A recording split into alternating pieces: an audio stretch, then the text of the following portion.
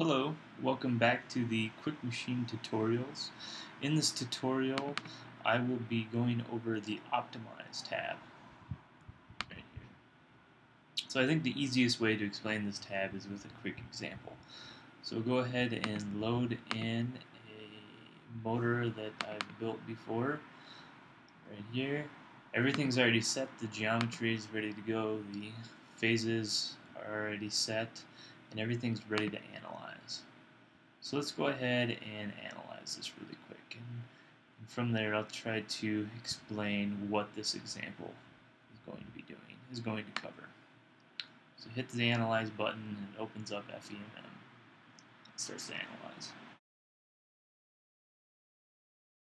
So now, once we've analyzed the motor, let's go ahead and zoom in here on one of these teeth.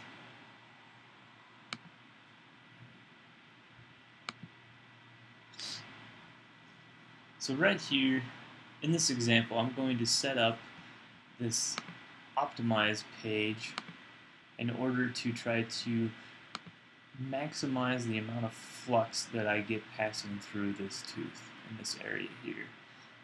So as you can see right now, there might be a bottleneck being at the width of this tooth. You might have a bottleneck here. And so what we'd really like to be able to do is shape this tooth so that you can have the largest amount of flux possible to pass through this tooth tip and interact with this rotor here. So in order to do that, I am going to basically do a parameter sweep over a number of parameters that shape this tooth. And with each sweep, I'm going to be looking at this exact point. I'm going to look at the flux density at this point. So right here, we're at about 0.7 Tesla.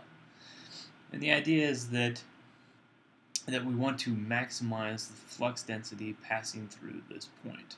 So I'm going to try to do a parameter sweep over all these different permutations of tooth shapes. And I'm going to determine what's the best tooth shape to give me the maximum flux through this point. So let's go ahead and get started. So now if you go over to this Geometry tab, and we'll look at just what parameters actually affect the tooth shape.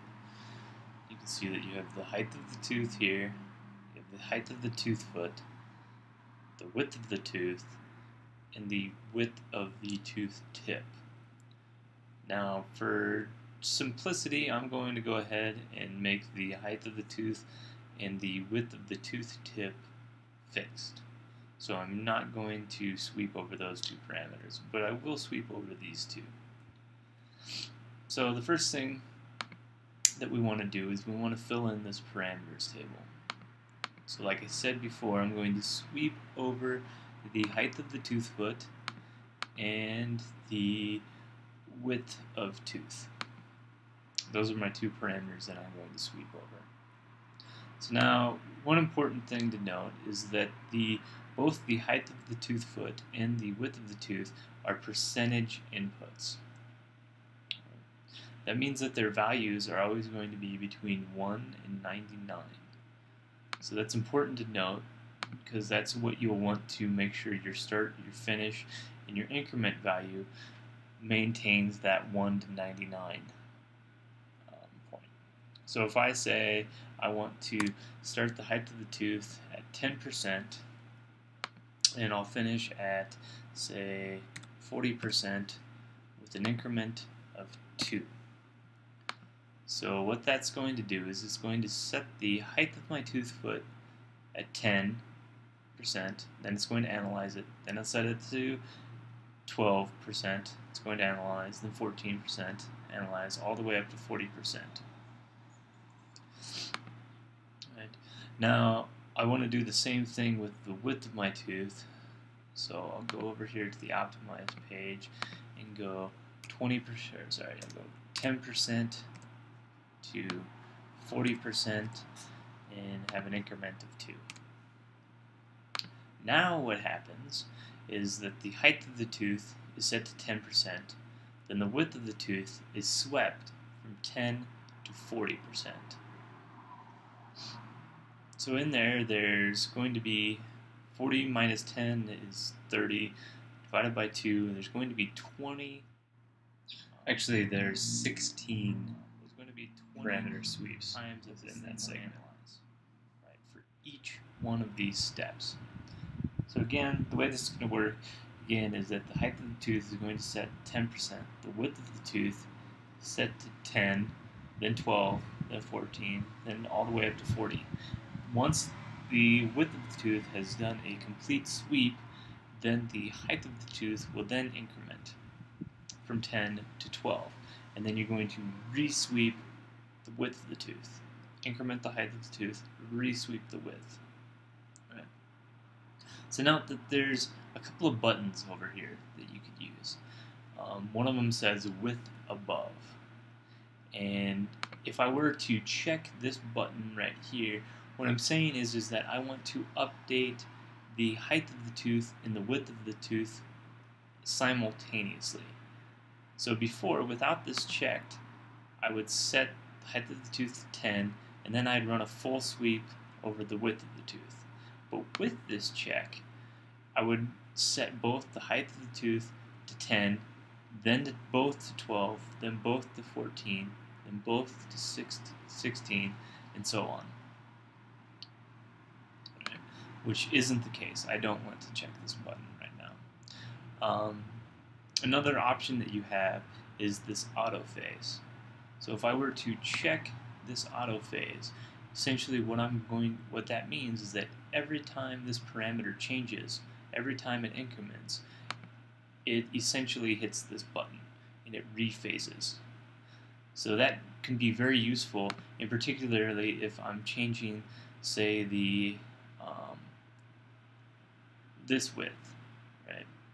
Where I no longer want to, so if I change this width, you actually will end up changing the degree at which you fire, right? Or to make it even more drastic, if I change the number of rotor lobes or the number of teeth. So in this case, since I'm not changing the actual width of this tooth or the width of these lobes, these firing angles are going to stay the same, so it doesn't matter. Right. So now each time that this analyzes, I also need to tell it at what angles of the rotor do I want to analyze. So there's a number of possibilities that you can do here. The first option is to choose this add angles box, and here you could just enter in certain angles that you want to analyze. So for instance, right now the rotor's at 3.189. So I can copy that and I'll paste that over here. So now my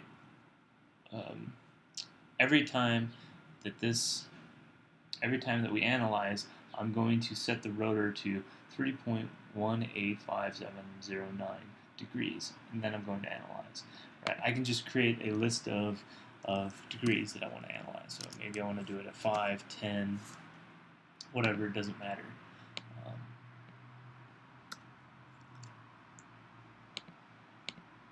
Let's just go at this current angle right now. The other options that you have are you can analyze at times per period. So if I go back here to the winding, and it always picks the first period. So if you read this, it says the set a number of equally spaced angles between the start angle and start angle plus angle on plus angle off for the first phase. So in here, the first phase is phase A.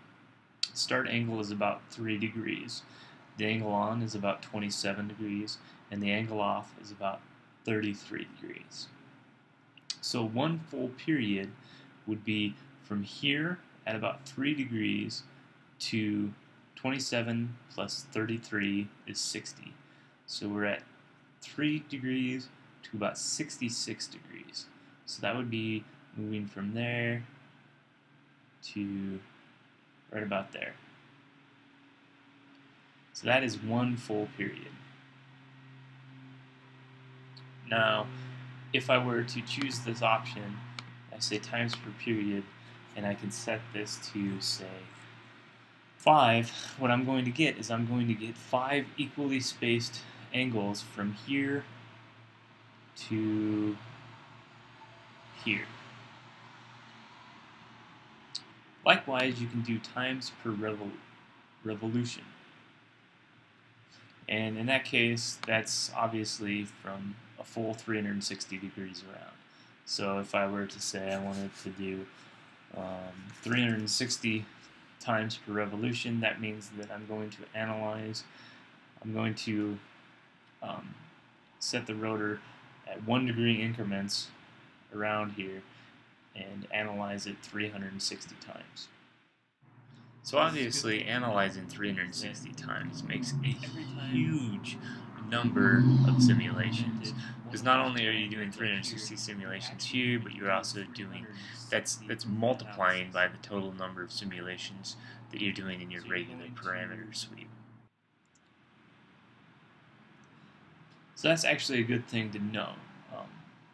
Every time one of these parameters up here actually updates, you're not just doing one analysis. You're actually doing 360 of them in this particular case. So you're actually doing permutations up here along with the rotor positions. So your number of the number of times that you analyze grows incredibly fast the more parameters that you're sweeping over and the more rotor positions that you want to look at. So the last option here is times per phase. So a phase it picks out the first phase, and it goes from basically the entire time that phase is firing. So from right about this point to right about there. So if I said I wanted to do 10 equally spaced angles from here to there. Now note that this will actually also work well if you were to, say, change the width of this tooth, and you say you want to auto-phase it after every time you update, then the start angle, the angle on, and the angle off also update. So that's important to know. But again, we're not really caring about, we're not really updating the tooth width, so we don't really care if it does the auto phase.